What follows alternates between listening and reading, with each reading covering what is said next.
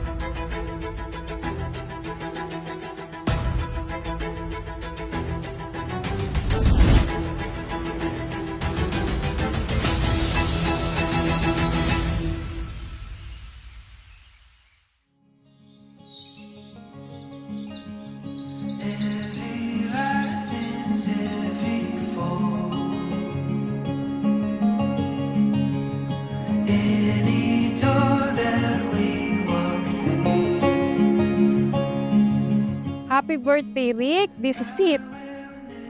Alam kong pangarap mo yung mag-50th birthday. Mahal ka namin. We wish you all the best. Just take care of yourself. Live a long living life. Huwag masyadong kakain ng madami. Yun ang lagi ko sinasabi sa'yo. Don't eat a lot. Kasi mahirap magkasakit, okay? Mahal ka namin. I love you. Happy birthday.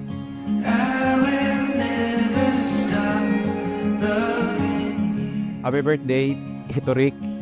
Good health palagi and God bless. Mama Chup Chup. Happy birthday, Tito Rick. I wish you all the best. Don't eat a lot because your tummy will get big. I love you.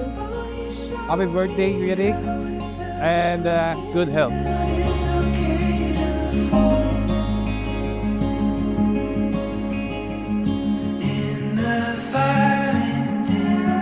Happy birthday, Irisan! Now you're 50. Marami ka nang na-achieve.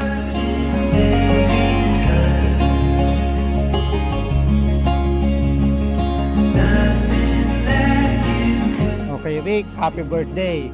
Birthday mo na. Ayan, nandito ako. Sabi niya, una man at magaling, una pa rin. Kaya ako ang kaula-ula mong bisita ngayong araw. Kaya happy birthday, Rick. Hangad ko ang patuloy na kasiyahan, kagalakan at pagpapala mula sa Paumay Kapal. Muli, happy birthday, paring Rick.